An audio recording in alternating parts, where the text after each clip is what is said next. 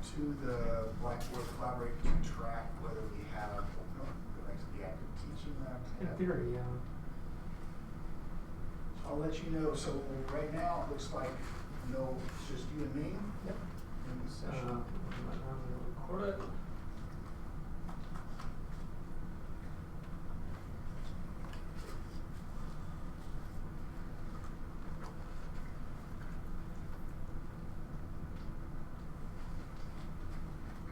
Alright, so since we're a small group, we can go ahead and get started. Good morning, welcome to today's Active Teaching Lab on Intra-departmental Collaboration. I think we have a few returning participants. Mario, welcome back. Jim, welcome back. Lauren as well. Henry, is this your first Active Teaching Lab? Yes. Welcome. So I just want to orient you to some of the resources that we have. So in front of you, this is the paper copy of the activity sheet. On this activity sheet, you have a lot of different tools, tips, and links. However, on the paper copy, the links don't work, right? So at the top of the sheet, there is a URL for you to enroll in the Canvas course that we have for the Active Teaching Lab, where you can access the digital version of this so that all of the resources will be available to you through a URL and a link. And if you have any questions, please don't hesitate. So today's lab is what I think is potentially on a very divisive topic, intra-departmental collaboration, because it depends on your own department. So since we're a small group, I do want to ask everyone to introduce themselves. Who are you? What would you like to know more about? And in your own department, what does collaboration mean? What does it look like as a graduate student and as a PA in Do It?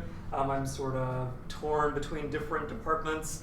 And collaboration is very different. One's more antiquated than the other in some instances. Anyway, Lauren, can we start with you, please? So, I'm Lauren. I direct the Collaborative Language Program, which sort of in and of itself is interdepartmental, but across UW system schools. So I'm kind of like the head of a language department, but all of my people are on different campuses, if that makes sense. So I'm curious more than anything to find out about what everybody else's experience is in a more internal way and see how that, because some of the things I guess that I get challenged by is that the people in my department have their local rules and situations, and then they have mine on top of it, and trying to work well with all of that. So. Awesome. Jim. Yeah, I'm Jim Burling. I'm an instructional designer for Do It Academic Technology. So while there is collaboration obviously within Do It and AT, collaboration for me usually looks like working with faculty or a program. And that's often kind of an interesting dynamic because frequently the schools that I will work with also have their own instructional design staff. So some of what I'm doing in collaboration is also with other support folks. So it really varies depending on the kind of project I'm doing, what those stakeholders are. So within a department, how does that instructional designer collaborate with faculty? So that's often in a much more like get my course on its feet kind of thing, or technical troubleshooting, whereas we tend to be in a kind of design and develop stage. And so it's often where I'm creating something but then handing it off either directly to an instructor or sometimes to an instructional designer who's a support role. So building things that other people can use and not pay me for in that process. So. Okay. Nice. Mario. I'm Mario. I'm in the biochemistry department. And so actually every course that I teach is co-taught. So it's collaborative. So there's at least one other instructor, and one course there's 3 other instructors. So just seeing how other people. For me, it's pretty good. There's been really no problems, but there are things like in one course, which is a large course, we have an online version, and there's some things I'd like to try and how to approach it to my colleagues, because they have their tenured positions, right? So their focus is research, so they probably want minimal changes that they have to do. So, and when you say courses, there's sometimes big things that we would like to try or do that may take some time, but up front, but in the long run, yeah. And when you say co-teaching, is it two people present in the same room at the same time, or is it one person teaches 1 week, another person teaches another, or? So Okay. in one course, it's like what you said. One of us, each person teaches a unit, and the other people are not in the classroom. Mm-hmm. But in the other courses, we're usually there together. But usually one person is leading. We switch. Yeah. Okay. Sounds good. Cliff. My name's Cliff Cunningham. I work with the Learning UW team here in academic technology. And I'm here mostly in a support capacity to try to just figure out what you guys do. I support some of the products that we talk about here. I don't do in-class teaching myself, so I honor those of you who have to fight the real fight when we give you the armor. That sounds much more combative than it really needed to, but that's how I do. Awesome. Henry. I'm a lecturer at the Department of Statistics. I just enrolled this year. Okay. Cool. But I have been working, I have past experiences leading a innovation technology office Mm-hmm. where I had to do so many collaboration Okay. with my colleagues, Mhm. trying to enroll them into this kind of activity, especially in tools for learning tools. Okay. Yeah. And now I am the RICH program here for the department is participating with 2 courses. 324 and 371. 324 is for statistics for engineering, Uh-huh. and 371 is statistics for life science. Okay. Then we are working on that courses Mm-hmm.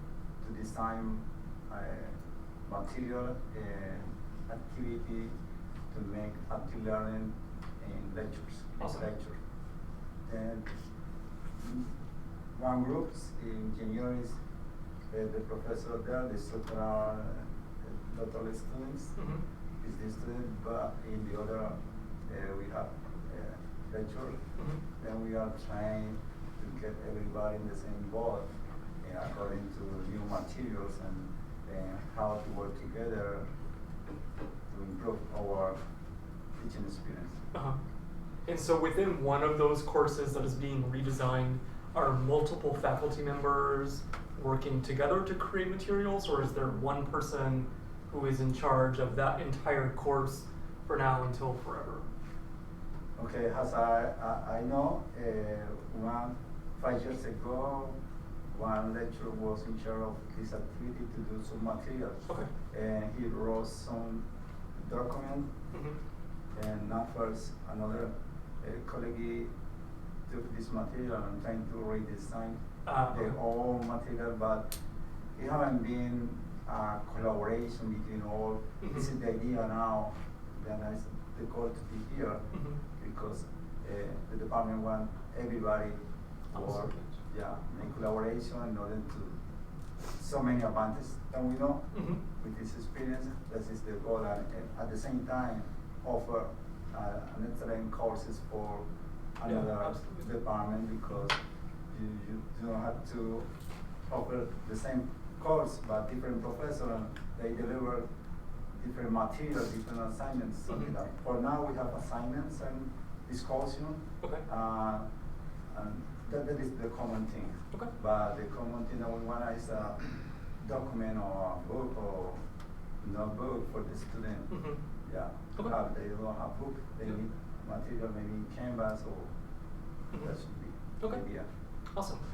So in the few things that I want to show you today, these are just ideas that came to my mind. If you have questions, recommendations, resources of your own that you would like to present, please don't hesitate. Obviously the first one is Blackboard Collaborate Ultra, which is very similar to Skype. It's all inside of Canvas. And Lauren, I'm thinking for your instance of people who are across the state, signing in with a guest link is possible to Blackboard Collaborate. So you can maybe, I'm not sure if you're in Canvas in every single system-wide instance, but at least for you, you would be able to bring in different people.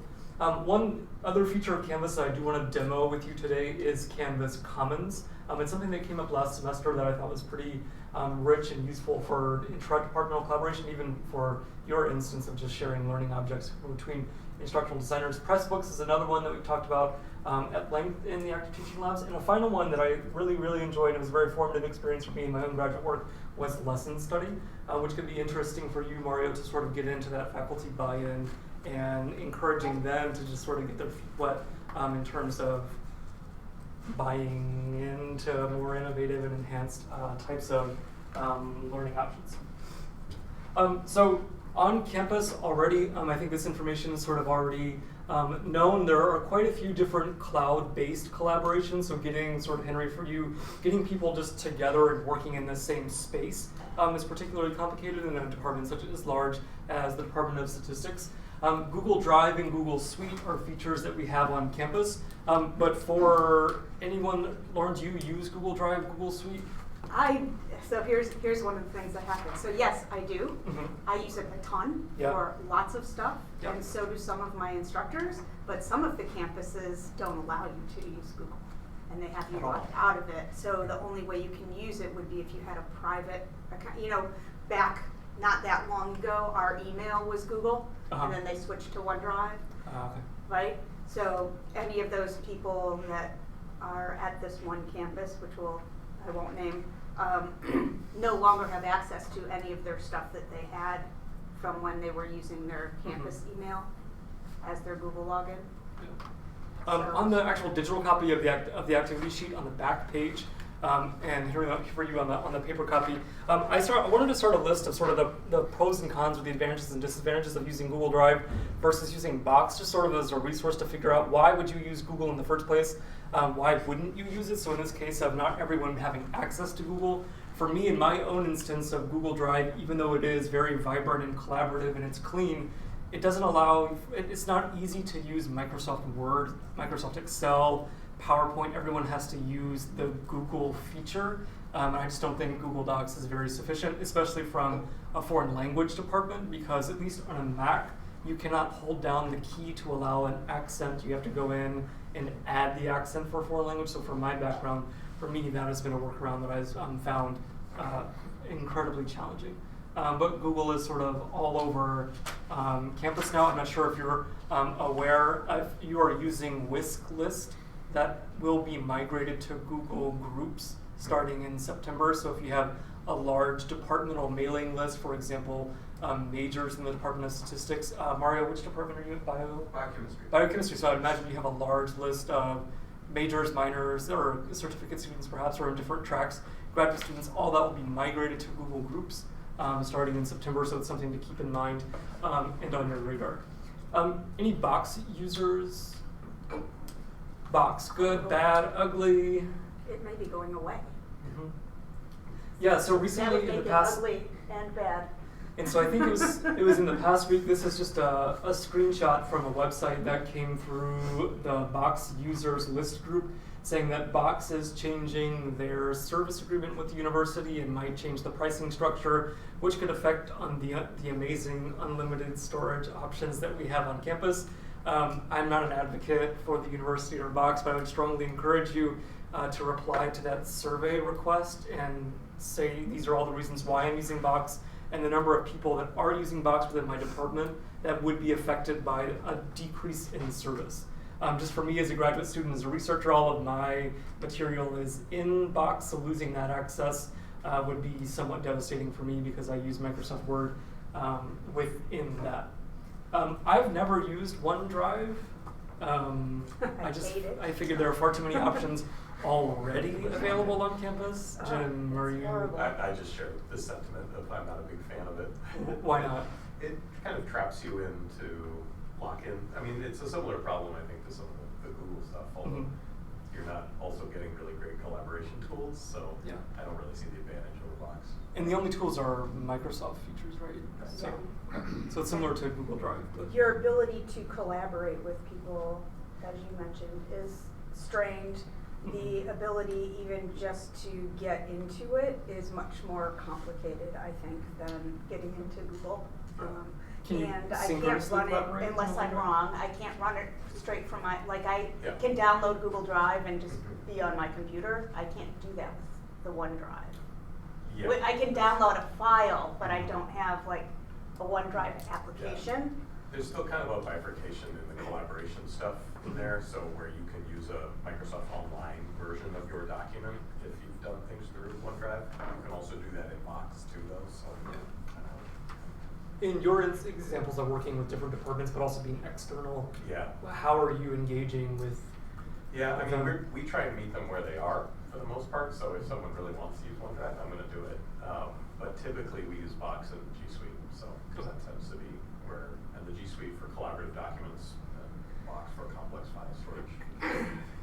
But I also think that you can integrate Google Docs or Google Files into Box, if I'm not mistaken. You can link to them, so okay, so that it's sort of linked. works. I mean, Okay. and it's still, so yeah, that's often what we do.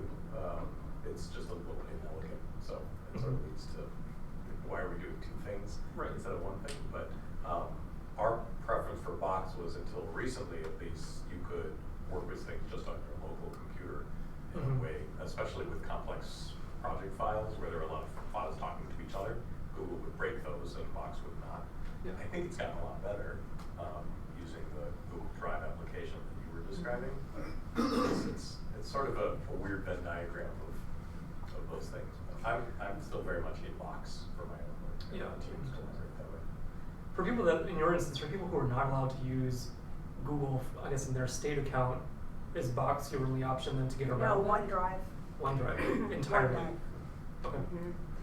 And I haven't found it yet, but I've been told that OneDrive does have some forms creation capability like Google Forms. I have not found it, but that's something I use a ton. So a lot of what I do with my Google stuff has been allow anybody with the link to access it, kind of sharing for the people who can't get to Google. Yeah. And then also a lot of those people are now have their own Google login and they're just doing that on their private email and they don't care, and just to make it easier for everybody to be able to collaborate. Because one thing that we do, here in at least for the documents that are in the teaching lab, in the sharing settings, and I'm sure this is information that may or may not be familiar to everyone, opening up sharing settings to allow anyone to access it might get around this concern for people, just so that you're not working in 5 different spaces, Right. And just creating that external access so that, and Mario, I'm thinking of you in questions of faculty buy-in. This is something that I've confronted. You've created a Google Doc and it's something that you're familiar with, but you're sending it to someone who has no clue what this is, and the fact that their UW system ID requires them to log in, etc. Right. And so one thing for me that's been incredibly useful is just making this as open as possible to avoid that confusion, in hopes that they can see the light, that an easier, I guess, access is possible. And the way that OneDrive works too is it's easier to collaborate if you're on the same .edu. But when you're dealing with multiple .edus, then the sharing capability is messed up. I don't know how to say it. Yeah. So. Is it that they can't connect at all, or is it that they You have no choice, I think, but to give them if you have this link, you can log in and edit. Okay, gotcha. You can't add somebody from a different campus in a private sort Gotcha. of way. Yeah. So anything sensitive, you're really stuck. Right. Henry, you had a question? Yes, I don't know how.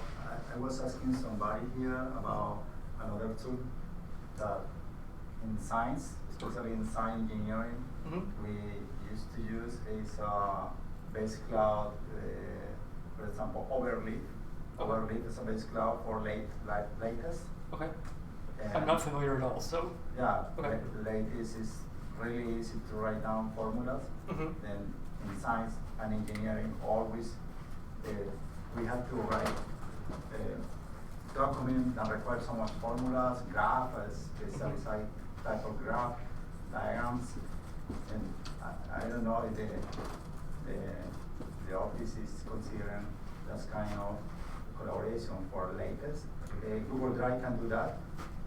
You add some apps, then that's the reason that I often use Google Drive. Or, but they prefer to use overlay because in overlay, I can write down my document at the same time, check with the student. Yeah, I can correct immediately by using formulas. Then this is for editing aspect. The other is for computing aspect. Now there is RStudio Cloud. RStudio Cloud allows you to make computing, programming, and many things. It's web-based, yeah, based cloud.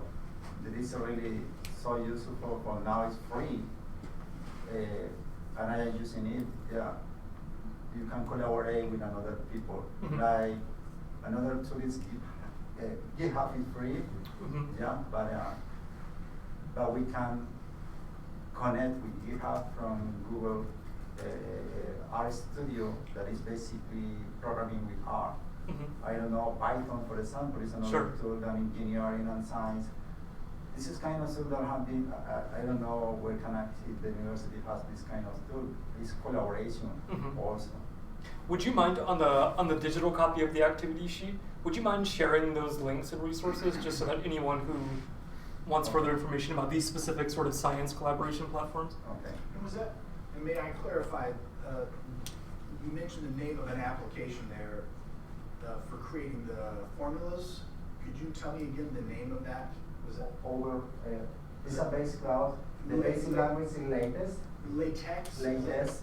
Okay, so that's LaTeX, or? LaTeX. LaTeX. Okay, gotcha. LaTeX is the language programming, but there is a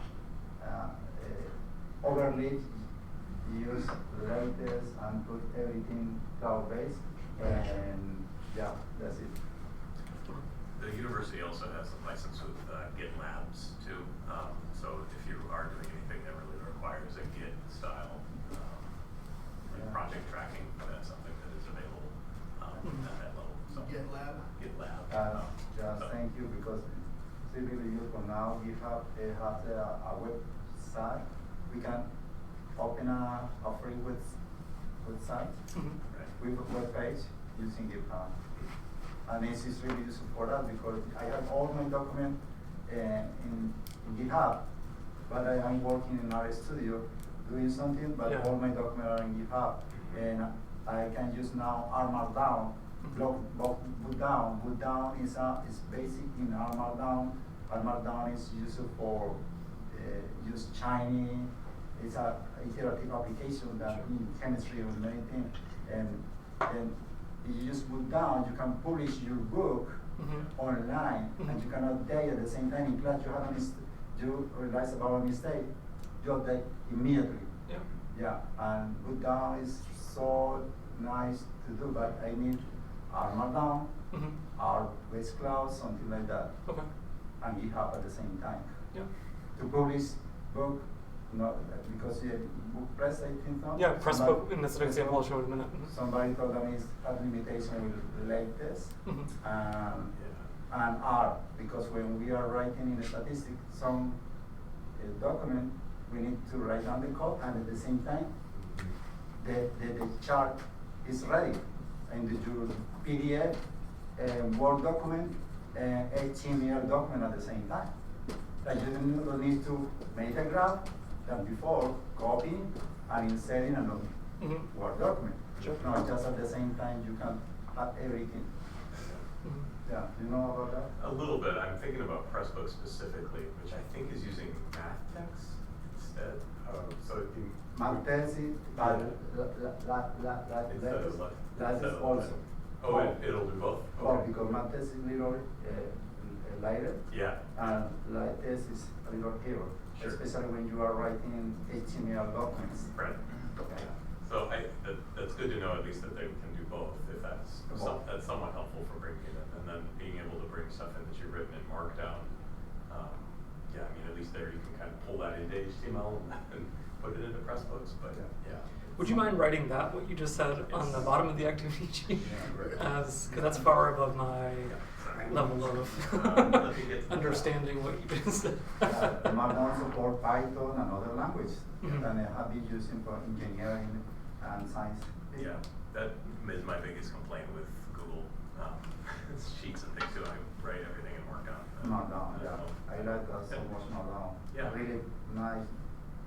So Markdown is a markup language for clearly doing formatting and things that's a little bit more easy to read visually than HTML. Sure. But can then be exported to other formats. And sort of my own confusion and I guess unfamiliarity with this topic, I think sort of raises the question of actually faculty buy-in. And when you have these sort of complex tools in your examples, how do you present that as the process for collaboration? And I guess Mario sort of raises your question about how do you pitch options. And I think it comes to that. I mean, to me, it's just sort of very overwhelming to hear, you know, 6 or 7 different possibilities for including equations and whatnot. But what does that conversation look like in your departments and your experiences for, here's a process, you know, we've identified a need, here's the process?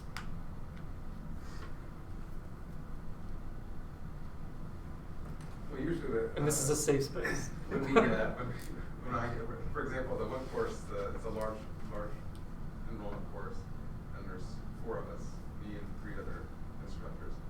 So we get together once a semester. I guess we could get together more than once a semester, but at least once a semester. And then if there's anything that we want to talk about,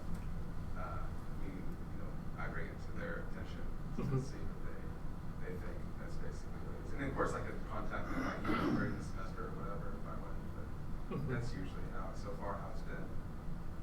I think that's how we do it too, pretty much. I see something cool, I share it with everybody else and say, hey, if you want to use this, I'm happy to help support you in using it. Yeah. This is what I'm doing with it, or whatever. And it's not really a group conversation, and those are usually things that are on top of whatever UW is allowing or supporting or whatever. Yeah. And that's where John usually always steps in and says, and that's not supported by UW, just so you all know. Jim, in your examples, and Cliff too as well, what does it look like when you're approaching this to faculty members who are not really involved in the design process? They themselves have to learn what you are creating, and it's maybe, you know, the learning curve is very high, the time investment for them is high. What strategy, I guess you professionally, what strategies do you Yeah, well on the design end we do course mapping a lot. We're often a collaborative Google document or a spreadsheet or something where we sort of map here our learning objectives, here are the things that we're going in. So that's a living document that is kind of updated with here's the things we want students to get out of the course.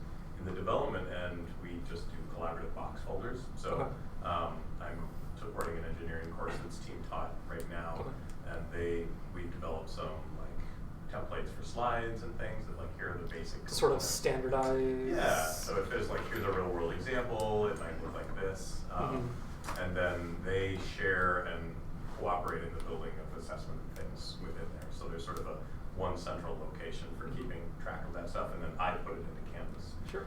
So that's does it seem like that slow process of standardization, even within one course, is sort of bleeding out into other courses, so that it becomes a, I don't want to say a departmental brand or experience, but sort of students realize this is a whatever course it may be. Yeah, I mean, there are, well, and certainly this is a reach course too, so there are a lot of, what we're capturing is indicating to students like this is an active learning activity. So part of that is, I think, kind of feeds out, but each department is unique, so they have their own kind of mores that they like to follow and things that are useful to them. So. I have a question for you. So in Box, I know you can store any kind of file. I've mostly used it for sharing images with the media center that's going to make my brochure or something. So it sounds like you're also storing slides that could have been made in PowerPoint or Keynote or something like that. Yep. What is the reason for storing all those different file types there as opposed to sharing them with the internal sharing ability of something? Like if you're doing it PowerPoint, why wouldn't you just share that template directly from OneDrive PowerPoint over, moving it to Box to share it? Yeah, I mean, you could probably, if you're working exclusively in Microsoft products, I think OneDrive would be fine. We just like the flexibility that we often end up with our own development files in there, which are not necessarily And Microsoft. application specific? Yeah, exactly. So that's sort of Okay. more of an open palette for all of that stuff. Okay, And we that's- tend to follow, and even if we're doing a lot of the initial development, as I think I mentioned earlier, we do some handing off, and we also always try and teach instructors. They may not be masters of web development, but they should at least have some agency and understanding. So those things should be accessible to them or anyone else that kind of jumps in. So, Okay. you know, HTML templates for Canvas and things can go in right alongside it. Right, okay. You could do that in OneDrive. So it's more just that we're using Box for those things already. But Box does have a kind of nice neutral plane in my experience. So that's anecdotal to me though. Okay.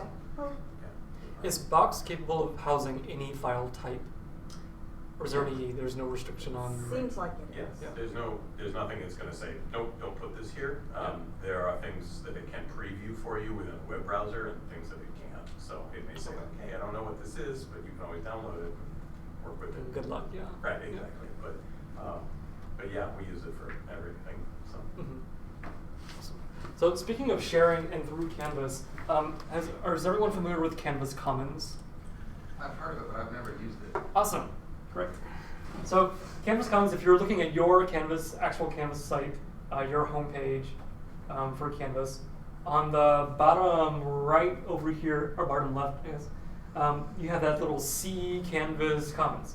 So if you click on that, what it is sort of an internal box to Canvas, where instructors, universities, but mainly, at least in terms of Canvas Commons currently, a lot of the information and a lot of the learning objects that are shared are from the K-12 environment. So you have a lot of high schools, middle schools, elementary schools that are sharing. At the top of the Canvas Commons, for example, if you typed in Active Teaching Lab, you would see that last semester we shared all of the course content from our Canvas page for the Active Teaching Lab and into the world. To anyone who has access to Canvas can access this course content. So it could be a way that you could, for example, import very similarly to you if you were migrating from one Canvas course to another. You could import all of the content, or you could select content that you wanted to import and download if you found a quiz or a template that was pretty, I guess, and go from there. The reason why I wanted to show Canvas Commons to you was more actually for internal purposes within a department. So this is just my own personal sandbox, for example. And imagine that I'm teaching a course, and so Mario, the example that you gave, meeting up once a month, and you have this discussion, maybe it's an online discussion, or it's a quiz, or a certain assignment that worked really well. The discussion itself was just an absolute gem. One thing you can do is to sort of save that discussion as an individual object and move it sort of into the Canvas Commons privately, is over here on the side of your I guess, learning object, share to Commons. You see that? And so it opens up a lot of different options. You create a title, or a title, obviously a naming convention. That would be relevant for you. What I'm interested in sort of demonstrating here is you have a lot of different options about who can use this resource. So if you want to limit it only to yourself, and this is a personal file repository within Canvas, I really like this discussion, but I don't want anyone else to see it except me, obviously clicking only me. All of people who are involved at the University of Wisconsin-Madison could also be an option, which would open it up to all instructors across campus so they can see the glory of your discussion post. When you select consortium, it's open to anyone, I think, in unison. Cliff, is that? That sounds right. Good question. I want to say it's Consortium that versus- Big yeah. Ten, Nebraska, Michigan, Indiana, etc. So that. Which would make sense. Yeah. So they would all be able to see this glorious discussion post. Finally, public is something that we just saw with the possibility for the Active Teaching Lab. The thing that I cannot show you currently, and I think in more terms of faculty development, is you can create a Canvas group within your department. And these instructions are on your activity sheet. They should be, yes. They're on the shared content, faculty, the Canvas Universe to faculty commons here at the Medium. Create a Canvas Canvas group. I think Cliff is actually the gatekeeper for group permissions for Canvas, or Learn UW team approves Canvas groups. The Learn UW team does. Yeah. Yeah. So you would create a Canvas group. You could identify faculty members that teach the same course, or English 101, all of you working together, and you could just share those individual resources or entire courses just within faculty. So you wouldn't have to share it to the entire campus, the entire universe, but it sort of gives you that intermediate space between only me and the entire university, which could be useful. Obviously, there are some concerns about licensing and copywriting. If you're sharing copyrighted material out into the wider world, that is definitely something to consider. Version notes, obviously in sort of more metadata, that is necessary for you. And this is, Mario, yes, sir? So for your example, like you're in the discussion of a Canvas course, and Yes. then you imported it to the Commons? Uh-huh. Okay, so can you do that like with a discussion in Piazza, or is it specifically to Canvas? That is a great... Should be specifically to Canvas. Yeah, I'd be surprised if it would let Piazza is an integration, so it's not going to bring in. It's not everyone. Something outside. Yeah. So. You want to test that theory? We have Piazza. Maybe. No. Yeah, the button would have to be in that kind of upgrading. Sorry. I'm just curious. So, I'm all for... where did you get Oh, the is that share to import? Commons again? Okay, so... I see the import from, but I don't sorry. see the share I'm to. going to go back to my own sandbox. So for example, I'm in my discussion, clicking the 3 little bits. Oh, the hamburger.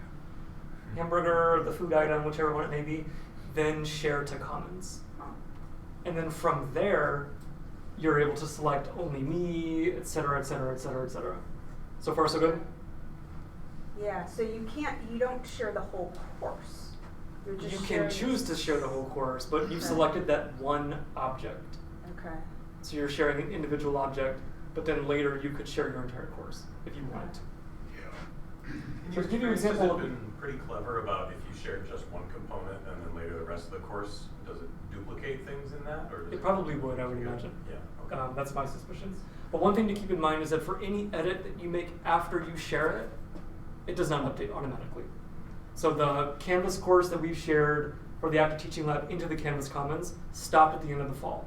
So the current module that we have for spring 2020 is not included in that. We would have to go back and share that again and work that way. So just going into the Commons itself, you have obviously tons of different things. You can search by, learning object type. Canvas has created a color code that I don't know if it necessarily is the most effective, but sort of creating different types of activities. You could do French verbs. So for my self-sustaining example, finding quizzes that correspond to the title of French verbs, all grades, and you can see within the tile how many times it's been downloaded, and the stars how many times it's been favorited. So maybe 52 downloads and only one person favorited it. I don't know. You can draw your own conclusions from that. But what I really wanted to show for the purposes of your own personal Canvas Commons shared area is clicking on shared at the top, you can see everything that you've shared with yourself and with the Canvas group if you do create that. So you would see these individual objects that you have from different courses that you want to sort of archive and create for the future. Lauren, have I lost you? I'm wondering why you would share it with yourself. Because you would already have access to it. The reason why go ahead. Copy quizzes. At least very early on, there's no easy way to copy a quiz. And that was one of the big criticisms people had about Canvas. I can't just right now So, copy paste my own quiz. But when you import from a course, doesn't that do the same thing? Well, if you go, if you take it, if you go through the export process, you export your quiz out and then come and copy it back in. Yes, you're making a copy of the quiz, but this is, I was going to test it right now to see how fast I could move to actually copy a quiz. Okay. And then I was going to report back. Because my thinking on it, not having ever done this, I guess, because I haven't taught in a while, but to me it would seem a lot easier to share one thing that worked really well for yourself, rather than exporting an entire, or importing something from an entire course, selecting through it, trying to remember that. And then here, to me, it seems like if you've dedicated this to yourself as things that worked really well, as sort of an easier file sharing system, that you could then re-import to a different course easily. Yeah. Got it. Yeah, Versus that whole. Kind of create your own little portfolio of objects you've created that are good, that you maybe want to have as template objects that you could pull into future courses. So Okay. what's the things that worked that you've done? Well, or the alongside things that that failed. I work mean, for it could other be a people miserable too? discussion failure, but Yeah. sort of you, as long as you've created that, and I would imagine with a clear naming convention, you could just say massive failure, and then you would understand that Don't you do saved this. it for that purpose, right? Or huge glowing success. I mean, you can clearly identify that rather than. And when you share a discussion to the Commons, you're sharing just the discussion topic, right? You're not sharing all of the responses from the students. Is that correct? Correct. Okay. Correct, yeah. And then so here, Lauren, you have your example. You would just import this or download it to a course. Okay.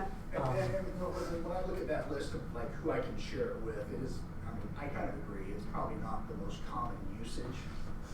And they probably just threw it on there because there are thrown in all these other possible shared layers. Share it with my university, share it with the consortium, share it with the world, share it with anybody who feels like when you throw it on there, you can just share with yourself. You said it doesn't add the student comments if there's a discussion, or it does? It does not. It does not. Okay. I would imagine for privacy concerns. And that would be it. And we can just see university this And I'm still not seeing where I can share an I'm sorry, I had a entire question. course. Yes. I wanted to add that teaching lab to my Canvas. How can I do that? I'm trying to do that. It's like teaching lab, but I wanna You would need have to. this in my dashboard. If you go to this specific URL, Yeah. and then it will auto invest. Ah, okay. Just follow that Okay. URL, and then you'll be able to No, log in. it's not able from. Right, it's not that. Yeah. Okay. The reason why I wanted to sort of pivot from, or I'm going to pivot, I suppose, from Canvas Commons to another form of interdepartmental collaboration is for the purpose of lesson study. Is this something that anyone's familiar with? Lesson study? So lesson study is a intra-departmental collaborative exercise that developed out of Japan in a language learning environment, I believe, or it's used a lot in second language acquisition. And it's a collaborative effort where faculty work together to sort of, this is from the University of La Crosse, University of Wisconsin La Crosse. So forming a team of faculty, and Mario, I'm thinking of your example of 4 or 5 faculty that are always teaching the same thing, or a same course, if you will. Working together to develop the learning goals, so the sort of the objectives of the course. These may, in Jim, in your case, these may already be previously designed or previously established, and you design a type of lesson. Collaboratively, all 4 people or 10 people, however many may be. In the example of a French course, it was 5 of us working together on just one 50-minute course within a certain sequence of the course. Designing the lesson together, you're planning the study, and this is not about student learning. It's about, well, it is about student learning, but it's not about the instructor. It's about whether or not this type of activity, this type of lesson was effective for student learning. The way it happens is one person of your group, perhaps the person who is scheduled as the team teacher that day, is teaching the course, while everyone else on the team observes how students are interacting with the lesson itself as planned.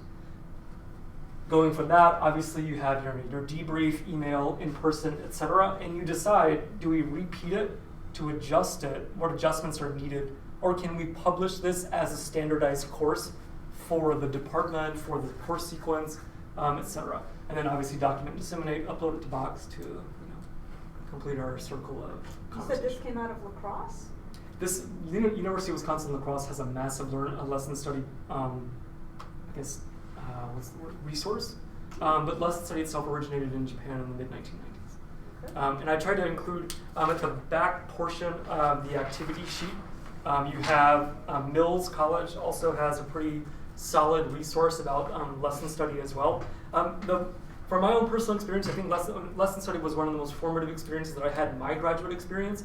However, it is very time consuming because you have to decide who's doing what, when are you going to collaborate, what is the lesson, everyone participating in the instruction of the lesson or being present, observing, debriefing, but in the end, sort of 5 minds working together to create one lesson that could be standardized and with small iterations and edits over the course of an academic period or something like that.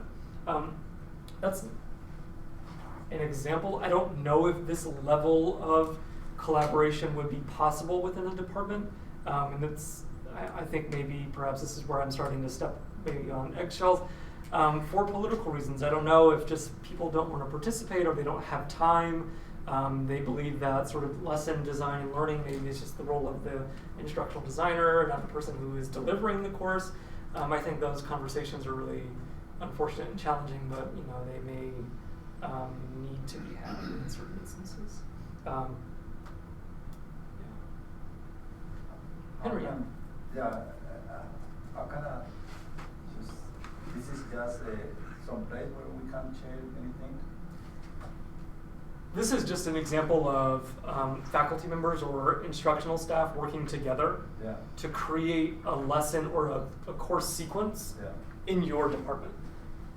So it's not necessarily, it's not like a cloud-based or storage facility. This is more instructors working together to create material. Our work now. Exactly. Mm-hmm. And it may or may not work. It just sort of depends on how your students respond to your design decisions. The pedagogical decisions that you make for a particular course sequence. I've had positive success with it. Maybe the lesson may not have been amazing, but sort of the amount that you learn about teaching and about lesson design itself, and just sort of learning from other perspectives in your own department, I think is foundational to that experience. Right, so other topics, curiosities that have come up. I think at least in terms of the list, statewide possibilities versus internal collaborations. Lauren, for your example, what was the distinction you were making, or the question that you had about the difference between that? Is it sort of how to get around that because of access to Google, or? Yeah, it was more of a access issue than anything. And I'm actually right now texting with the dean of the college at La Crosse because I'm going there next week, and she's friends with the person that's doing the lesson study project. I'm going to see if I can meet with them and get some more information on how that works, because that seems like a really good way for us to do our course sharing. Because we're building collaborative courses across campuses. And especially within campus, I'm thinking of the way that you could lesson study around certain types of objects from different lessons and sharing that within faculty. We talked a little bit about support roles, problems, the politics. I don't think I don't know how to approach that situation. Co-teaching. Mario, in your example, how do students respond to co-teaching?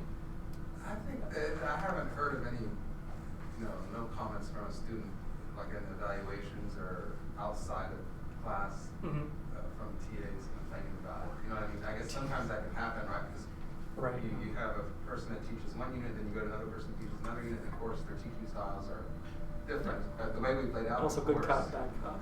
is that everything else is constant. So in other words, like, we all follow the same type of template in terms of like from the materials we give them. So we don't add extra things, you know what I mean, to make it difficult for students to follow. So we try to make it as friendly to the students as possible. I think the only difference would just kind of be our teaching styles in the class, but all the other material is consistent throughout each unit. It's all laid out the same. and even if styles are different, I mean, I would think as from a student perspective, or even other faculty, It may be good for that's great because then you have all of those differing perspectives of, the, I guess, approaches to course material. Good course material.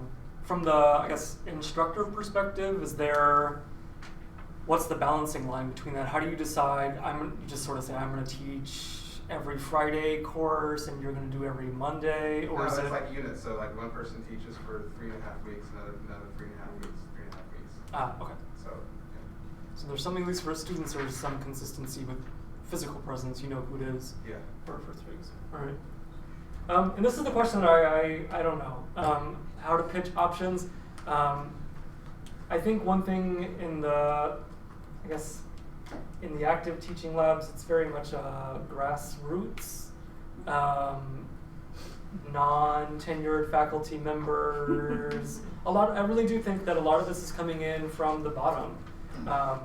And one thing that I don't want to toot my own horn, but one thing that I really enjoyed pitching to faculty and sort of seeing it work incrementally is Pressbooks.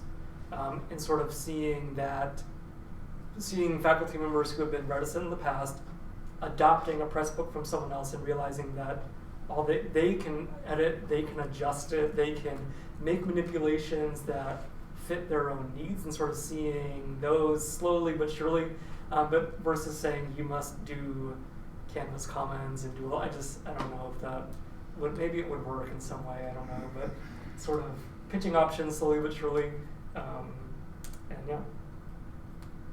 Other topics you'd like to cover in the last 8 minutes? Should talk about Canvas Blueprint courses. That is on the backside of the activity sheet. So I don't know if it's worth talking about or just. For me, a Canvas Blueprint course, Cliff and Jim, you seem to know, you'll be the expert on this. It is sort of a predetermined course shell that can only be altered by sort of a master course, and it branches out. So imagine you have 8 sections of Calculus 1, and you want to make sure everyone has the same standardized presence, which I guess, Jim, in your instance, would be sort of the brand of the course. But no one can alter it, or you can add small bits of information, but everything is pushed out versus generated by a section itself. It's perfect for courses where you have one syllabus that's being taught by a lot of individuals in different sections, and you want to give them autonomy and yet can maintain a little bit of control.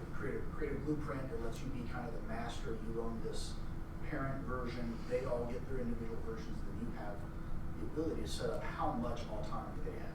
So maybe certain pages you don't want them to be able to touch. Quizzes they can't alter, but you can release to them powers to create their own custom pages and their own custom content. So they wouldn't be able to alter, like when a quiz is due, the questions of a quiz, if you set the up weight of a. Okay. Correct. I mean, you could allow things that are not linked to the blueprint. So I mean, it is as much or as little, right? That's right. That's right. Yeah. It's tricky too because we've used it probably inappropriately sometimes when really we should have just had a sandbox course and then copied that to a live course. Yeah. But really, it's for a scenario where you have one master course and then these small variations of that course.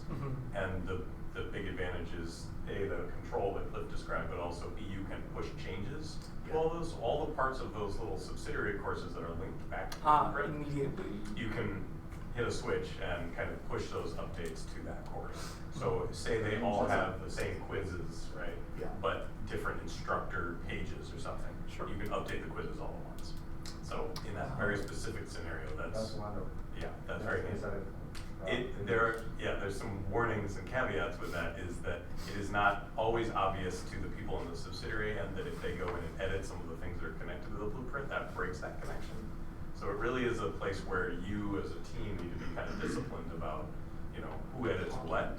So for example, the TA could break the connection to the blueprint course by editing a quiz? If they had the powers to edit those pages. I And as Cliff understand. said, you can lock people out of those things, but there may be a case where you want someone to kind of be able to muck with stuff along the way. So you need to have a very precise conversation about Yep. But as long as people are aware of that, it really alleviates a lot of the labor involved to mass updates across the way. So, across the page. So that's something I think, Cliff, you can request a blueprint course, right? I'm always requesting one from you, but I don't know if that's. Through the Learning UW support Yep. line, request us, we'll create the blueprint. But if you just have one course and you're all working in it, and then you just are going to have a new one each semester, it's better to just probably have a copy and import each time. So Yeah. the blueprint is more than you need, but it's a nice tool if you have this kind of variable. Massive numbers of these, yeah. Awesome. Anything else? No? Well, sorry for this shortened session by 5 minutes, but grab a bagel, extra coffee on your way out. If you could, fill out the evaluation sheet that you have in front of you, either on purple or yellow, depending on what side of the room you're on. And next week we are back with Pressbooks and Engage eTexts on Thursday, and then following that, I believe, is Top Hat. And John Martin is currently at the Top Hat conference, so he is going to share all of his new wisdom about Top Hat in your course, and I will be off the hook for that. So thanks again for coming. Enjoy the sun, and we will see you next week. Thank you. That was a small group today. It was a very small group. You guys get much advance notice on it? Because sometimes I come and this room's completely full. So No. It's all down to the subject, do you think? Or It's all down to the day. the day, what other people have going on. Well, thank you, I appreciate it. Well, thanks. They didn't want to collaborate with us today. That's the tool, the key to that. We're all practicing social distancing. All right, Cliff, if you could hit end screen for us there. YouTube. Hit